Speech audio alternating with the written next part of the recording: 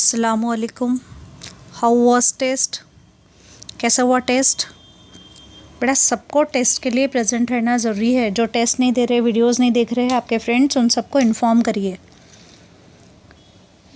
Second lesson complete होता है अपना।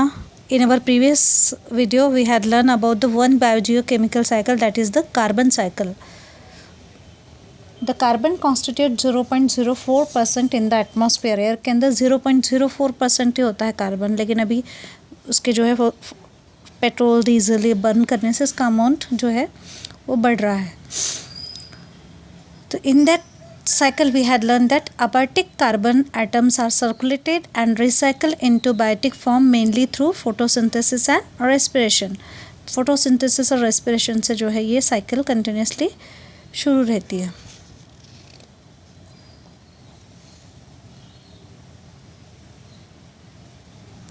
Next today we will learn about the oxygen cycle. So this circulation and recycling of oxygen within the biosphere is called the oxygen cycle. Circulation and recycling of oxygen within the biosphere is called the oxygen cycle. Oxygen forms 21% of the atmosphere. जैसा अपन ने carbon देखा है 0.04% रहता है, वैसे oxygen जो है 21% होता है एटमॉस्फेयर के अंदर। तो this cycle to include both biotic and abiotic component. इसमें भी अबायोटिक और अबायोटिक कंपोनेंट होते हैं। Oxygen is continuously produce as well as use up in the atmosphere. बनते भी रहता है और यूज अप भी होता रहता है। बनता कैसे अपन ने प्रीवियस साइकिल में देखे। Plant produce oxygen, plant produce oxygen, plant take carbon dioxide from the atmosphere and water from the soil, and in the presence of sunlight and chlorophyll they prepare glucose, water and oxygen produced in this reaction is released into the atmosphere. फिर oxygen release कर देते हैं atmosphere में। इस तरह से plant जो है कार्बन डाइऑक्साइड लेते हैं और ऑक्सीजन रिलीज करते हैं एटमॉस्फेयर में। तो ये कंटिन्यूसली जो है प्रोड्यूस होते रहता है एटमॉस्फेयर बाय द प्लांट इसको प्रोड्यूस करते रहते हैं। Observe this diagram. Plant produce oxygen, फिर animals breathe in oxygen. Animal वो ऑक्सीजन उसमें ब्रीद करते हैं, अपने को एनिमल्स को ह्यूमन बीइंग उसमें ब्रीद करते हैं, ऑक्सीजन को इनहेल करते हैं।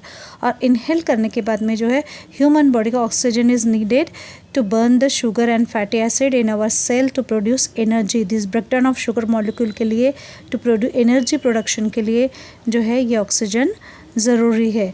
तो फिर ये ऑक्सीजन का ब्रेकडाउन होता है शुगर मॉलिक्यूल में। अपन ने माइटोकॉन्ड्रिया के अंदर होता है, ये एनर्जी इससे मिलती है। अपन ने देखे ये प्रोसेस, और ये प्रोसेस में जो है एनिमल गिव आउट करते हैं कार्बन डाइऑक्साइड। सेकंड रिएक्शन जो अपन ने कार्बन साइकिल में देखे थे, पहली जो थी वो फोटोसिंथेसिस की थी, सेकंड जो थी वो रेस्पिरेशन की थी। तो वहाँ पर रेस्पिरेशन में breakdown of sugar molecule by animals, cell के अंदर होता है ये ब्रेकडाउन ऑफ शुगर, और जो है animals give out carbon dioxide, फिर कार्बन डाइऑक्साइड एक्सहेल कर देते हैं एटमॉस्फेयर में। फिर प्लांट उसको क्या करता है, absorb carbon dioxide and produce food material, और फिर वो रिलीज़ करते हैं ऑक्सीजन। तो ये साइकिल कंटिन्यूसली शुरू रहती है। This cycle is known as oxygen cycle. Plant बनाते हैं, एनिमल्स को यूज़ करते हैं, और फिर एनिमल्स जो है कार्बन डाइऑक्साइड एटमॉस्फेयर में एक्सहेल करते हैं, और वो कार्बन डाइऑक्साइड फिर प्लांट यूज़ करते हैं और ऑक्सीजन रिलीज़ करते हैं। तो this process is known as oxygen cycle. Oxygen is highly reactive, बहुत ज़्यादा रिएक्टिव है। वो अकेला एटम स्टेबल नहीं होता है। अगर O है तो एटम बोलेंगे, O2 है तो मॉलिक्यूल। तो मॉलिक्यूल अपन हमेशा ऑक्सीजन का फार्मूला O2 रहते हैं, क्योंकि दो एटम्स कंबाइन रहते हैं जिसको अपन मॉलिक्यूल बोलेंगे। तो ऑक्सीजन इज़ हाईली रिएक्टिव है, ये बहुत ज़्यादा रिएक्टिव है with other elements and compound. ये जल्दी कोई एलिमेंट के साथ, कंपाउंड के साथ कंबाइन हो जाता है। एज ऑक्सीजन कार्बन के साथ कंबाइन होकर कार्बन डाइऑक्साइड बना लेता है। As oxygen is found in various forms like molecule oxygen. अगर O है तो एटम ऑक्सीजन बोलेंगे, एटम ऑफ ऑक्सीजन। अगर O2 है तो मॉलिक्यूल ऑफ ऑक्सीजन।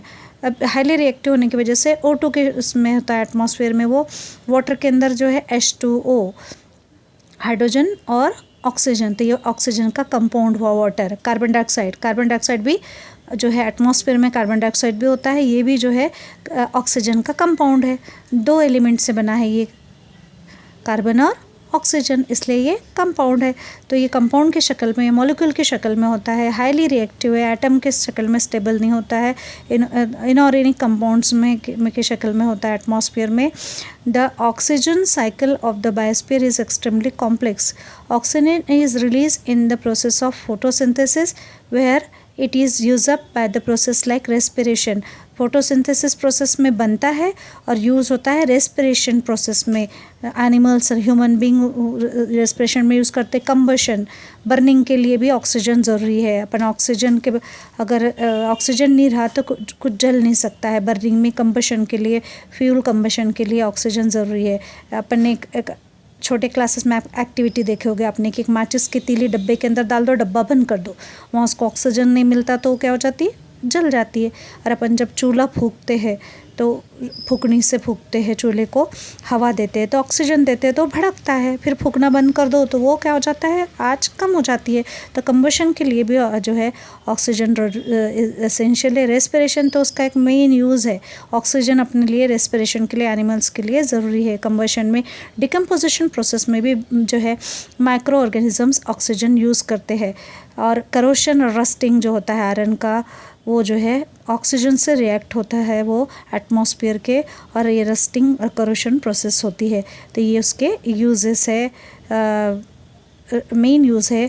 रेस्पिरेशन में इसका यूज़ है, कंबशन में, डिकम्पोजिशन प्रोसेस में बैक्टीरिया ऑक्सीजन यूज़ करते हैं, और कार्बन करोशन प्रोसेस और रस्टिंग जो होती है ये ऑक्सीजन से रिएक्शन के बाद होती है।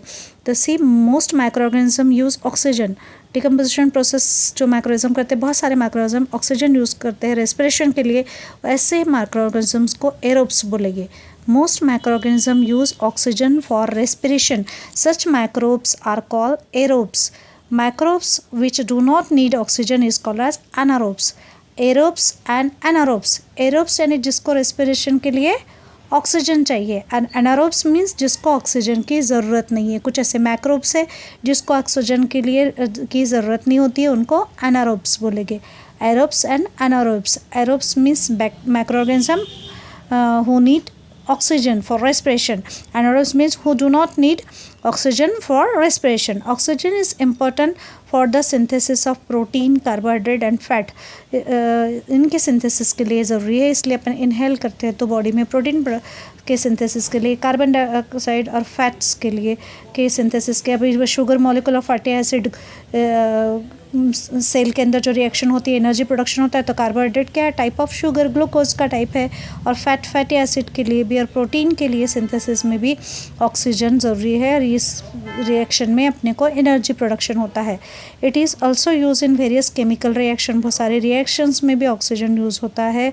और ऑक्सीजन की यूज़ जो है gas welding, fuel gas in gas welding में, प्रोडक्शन ऑफ स्टील बनाने में large amount of oxygen is needed in production of steel. Ozone is produced from oxygen. Ozone gas O3 उसका फार्मूला है। Ozone gas जो atmosphere में सबसे ऊपर जो है अम्ब्रेला के तरह अपने अर्थ को प्रोटेक्ट करके रखती है। ओजोन अपने को यहाँ ज़रूरी नहीं है, लेकिन एक लेवल पे ओजोन होना ज़रूरी है। ओजोन एक लेवल पे ओजोन की लेयर होना जो है लिविंग थिंग्स के लिए ज़रूरी है। वो ओजोन लेयर क्या करती है, sun is a hot ball of poisonous gases, पढ़ा होगा अपने जोग्राफी में। और जो हार्मफुल रेज जो आती है सन से, उसको एब्सॉर्ब कर लेती है। अल्ट्रावायलेट रेज जो हार्मफुल और बहुत सारी रेज जो आती है उसको जो है एब्सॉर्ब कर लेती है, अपने को जो है यूज जो अपने काम की उतनी जो है अर्थ पर आने देती है। तो ये ओजोन प्रोडक्शन का भी काम जो है ऑक्सीजन करता है एटमॉस्फेयर के अंदर। तो this is the oxygen cycle. 21% जो है एटमॉस्फेयर में है। विदाउट ऑक्सीजन अपन जो है सरवाइव नहीं कर सकते। तो ऑक्सीजन साइकिल प्लांट्स जो है बनाते हैं, इसलिए प्लांट ज़्यादा से ज़्यादा प्लांट लगाना चाहिए। झाड़ों की कटाई नहीं करना चाहिए, डिफॉरेस्टेशन अवॉइड करना चाहिए, so that this oxygen cycle can run smoothly in the environment. Understood? In our next video we will learn the last biogeochemical cycle, that is a nitrogen cycle. Last topic एक nitrogen cycle का अपन इसके बाद इंशाल्लाह लेंगे। जो भी difficulties है आपके लिख कर रखिए। जैसे स्कूल स्टार्ट हो जाएगी आपके सारे डिफ़िकल्टीज़ हम आपको सॉल्व करके रख देंगे। लेकिन जो जो डिफ़िकल्टीज़ आ रही कोई वीडियोज़ में, आप एक नोटबुक में उसको नोट करके रखिए, क्या क्या आपको डिफ़िकल्टीज जा रही, क्या आपको कौन सा पॉइंट नहीं समझ में आया और कौन सा समझ में आ रहा है। तो जो नहीं समझ में आया वही क्लासरूम में अपन लेंगे। सारा पोर्शन शायद पॉसिबल नहीं है क्लासरूम के अंदर दोबारा लेना, इसलिए सबको बताओ कि पोर्शन जो है रिपीट नहीं हो सकता है, टाइम कम पड़ जाएगा, इसलिए अटेंडेंस ज़रूरी है। ई क्लासेस को अटेंड रहने का आपके फ्रेंड्स वगैरह को सबको बोलिए। और आपका जो होमवर्क है वो नोट डाउन करिए। आपको पूरी ये ऑक्सीजन साइकिल जो है ये रीड करना है। ऑक्सीजन साइकिल और कार्बन साइकिल, 2 साइकिल जो हुई अपनी को, ये आपको थरोली रीड करके रखना है। अल्लाह हाफिज़।